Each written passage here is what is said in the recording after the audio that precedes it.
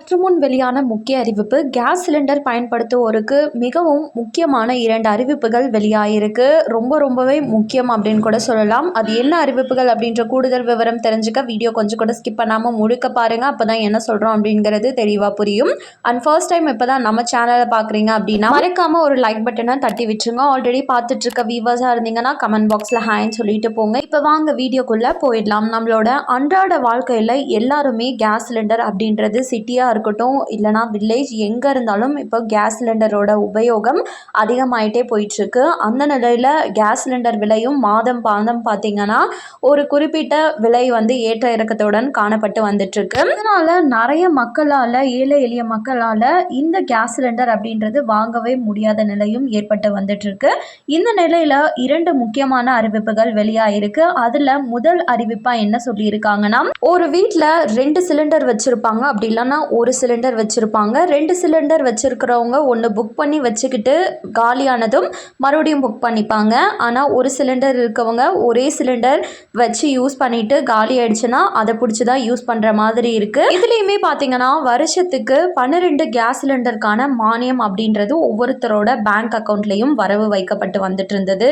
ஆனால் இப்போ வந்து பார்த்தீங்கன்னா என்ன ஒரு அப்டேட் புதுசாக கொண்டு வந்திருக்காங்கன்னா, ஒரு சில நபர்கள் வந்துட்டு 12 கேஸ் சிலிண்டருக்கு மேலாகவும் சிலிண்டரை பயன்படுத்திட்டு வந்துட்டு இருப்பாங்க. கிட்டத்தட்ட குறைஞ்சது வருஷத்துக்கு 15 சிலிண்டருக்கு மேலேயும் ஒரு சில நபர்கள் வந்து உபயோகிச்சுட்டு வந்துட்டு இருக்கிறதா ஒரு தகவல் வெளியாயிருக்கு. இதற்கு இந்தியன் ஆயில் நிறுவனம் என்ன சொல்லியிருக்காங்க அப்படின்னு சொல்லி பார்த்தோம்னா, உங்களுக்கு 15 கேஸ் சிலிண்டருக்கு மேலே வந்து சிலிண்டர் உபயோகிக்கிறீங்க அப்படின்னா அதற்கான ப்ராப்பரான ரீசன் என்னன்னு உங்களுக்கு பக்கத்தில் இருக்க கேஸ் ஏஜென்சிக்கு போயிட்டு நீங்கள் சொல்லணும். மேபி நீங்கள் சொல்லாமல் போயிட்டீங்க அப்படின்னா வருஷத்துக்கு 15 சிலிண்டர் ஒதுக்கியிருக்காங்க அப்படின்னா அதோட ஸ்டாப் ஆகிடும்னு சொல்லியிருக்காங்க. இது நிறைய மக்களுக்கு வந்து ஒரு எஸ்எம்எஸ்ஸாகவும் அனுப்பி வைக்கப்பட்டு வந்துட்டுருக்கு அப்படின்ற தகவலையும் ஷேர் பண்ணியிருக்காங்க. 15 கேஸ் சிலிண்டருக்கு மேலே தான் வாங்குறீங்களா இல்லையா அப்படின்னு கமெண்ட் பாக்ஸில் சொல்லிட்டு போங்க. ஸோ இதை தொடர்ந்து 2வது முக்கிய அறிவிப்பாக, ஒவ்வொருத்தருமே சிலிண்டர் புக் பண்ணும்போது டெலிவரி மேன் வந்து சிலிண்டரை டெலிவரி பண்ணுவாங்க.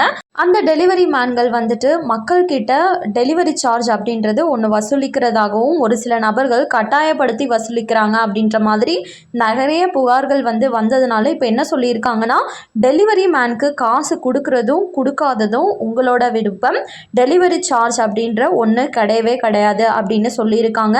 உங்களுக்கு தோணுச்சுன்னா நீங்கள் அமௌண்ட் கொடுங்க. இன்கேஸ் உங்களை வந்து வற்புறுத்துறாங்க, டார்ச்சர் பண்ணுறாங்க, கொடுத்தே ஆகணும் அப்படின்னா நீங்கள் அந்த ஏஜென்சிக்கு கால் பண்ணி அவங்கள பற்றின கம்ப்ளைண்ட்ஸை வந்து புகார் அளிக்கலாம் அப்படின்றத ஷேர் பண்ணியிருக்காங்க.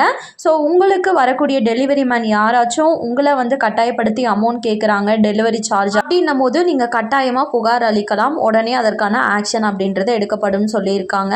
கண்டிப்பாக இந்த 2 அறிவிப்புமே உங்களுக்கு பயனுள்ளதாக இருந்திருக்கும் அப்படின்னு சொல்லி நம்புகிறோம். மேலும் இது போல் கவர்மெண்ட் அறிவிக்கிற அனைத்து உண்மை அப்டேட்களையும் நீங்கள் உடனுக்குடனே தெரிஞ்சு வச்சுக்கணும் அப்படின்னு நினச்சிங்கன்னா மறக்காமல் நம்ம சேனலை சப்ஸ்கிரைப் பண்ணிவிடுங்க. அப்படியே இந்த வீடியோ பிடிச்சிருந்தா மறக்காமல் ஒரு லைக் பட்டனையும் தட்டி விட்டுருங்க. நிறைய பேருக்கு ஷேரும் பண்ணுங்கள். அது மூலமாக அவங்களும் பயன்பெறட்டும். அண்ட் தேங்க்யூ ஃபார் வாட்சிங்.